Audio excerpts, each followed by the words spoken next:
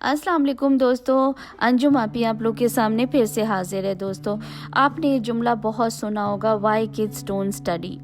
दोस्तों, आज फिर हम बात करते हैं बच्चों की स्टडी के हवाले से, क्योंकि एग्ज़ाम सामने हैं बच्चों के और माँ बाप इस चीज़ पर बहुत ज़्यादा कंसंट्रेट कर रहे हैं।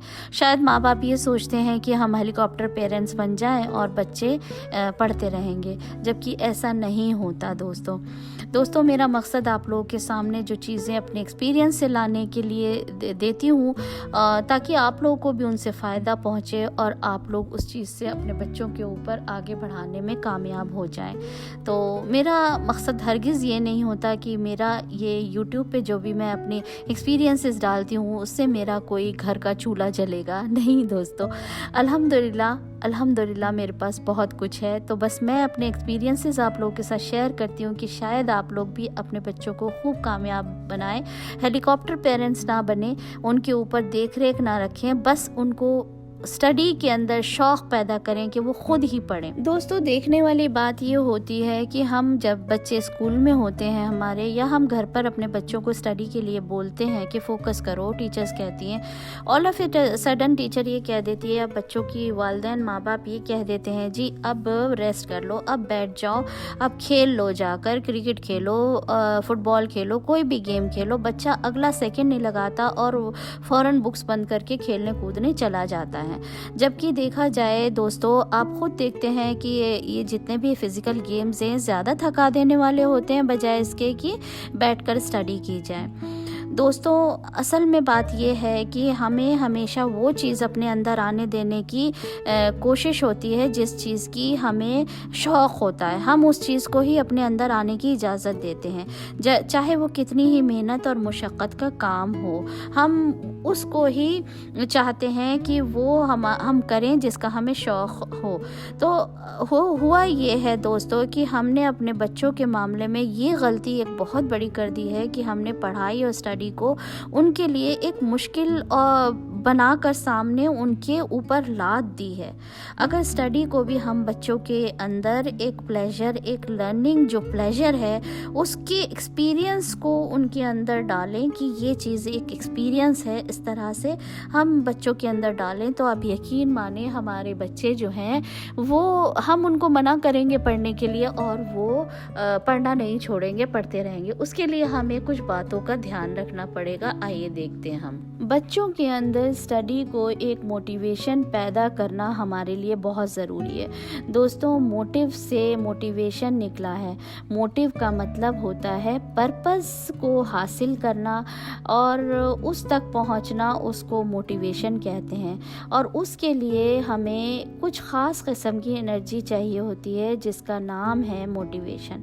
और एनर्जी के लिए दो शर्तें ज़रूरी हैं दोस्तों। एक तो है एनर्जाइज होना और दूसरी है सस्टेन रहना उस चीज़ को। तो याद रखो, जब हमको कोई काम करना है तो उस काम को करने के लिए हम मोटिवेटेड हों। अगर हम मोटिवेटेड नहीं हैं तो वो काम हम कभी भी नहीं कर सकते दोस्तों। और दोस्तों, मोटिवेशन की डेफिनेशन ये है कि आपकी वो काम करने में जो ताकत है वो सस्टेन है और वो एनर्जाइज है, यानी जज्बा होना चाहिए आपके अंदर और वो जज्बा हमेशा रहना चाहिए, यानी सस्टेन होना चाहिए। और ये जिम्मेदारी आप यकीन माने सिर्फ़ और सिर्फ माँ बाप की है कि बच्चों के अंदर इस तरह का मोटिवेशन, इस तरह का जज्बा पैदा करें, ताकि बच्चों के अंदर एक शौक़ आए, उनके अंदर एक जज्बा पैदा हो, हाँ जी मुझे ये चीज़ ये हासिल करना है, ये जो मैं पढ़ाई कर रहा हूँ ये कोई मोनोटनी नहीं है। मतलब इंसान बोर हो जाता है, बच्चे बोर हो जाते हैं, उनको हमेशा एनर्जाइज करते रहिए, उनके अंदर एनर्जी पैदा कर दीजिए। जैसे मिसाल के तौर पर अगर आप उनके अंदर जज्बा पैदा कर रहे हैं तो आज से ही आप शुरू करें और इस चीज़ को ट्राई करें। जैसे आप अपने अंदर बच्चों के अंदर ये शौक़ पैदा करने के लिए और इस चीज़ को एक टारगेट दें। जैसे कि मिसाल के तौर पे आज की डेट है 22 सितंबर, तो मैं इस शौक़ को, इस जज्बे को बच्चों के अंदर 31 अक्टूबर तक ये अपने बच्चों में डालकर रहूँगी और मेरे बच्चे खुद ब खुद पढ़ेंगे।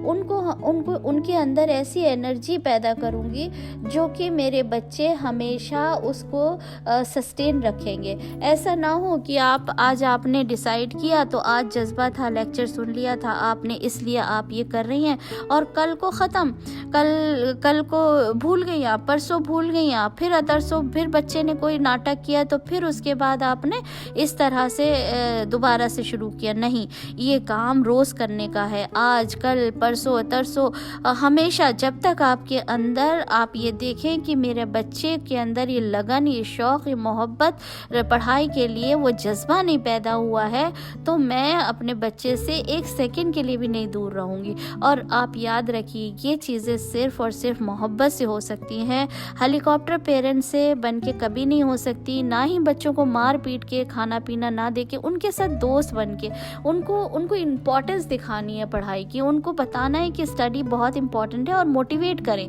हमें ये टारगेट आज तक करना है, कल तक करना है, परसों तक करना है। इस तरह से उनको आप टारगेट्स दीजिए और उस पर उन्हें तोहफे तोहफ़े भी, गिफ्ट भी दीजिए। सो ये थी बातें।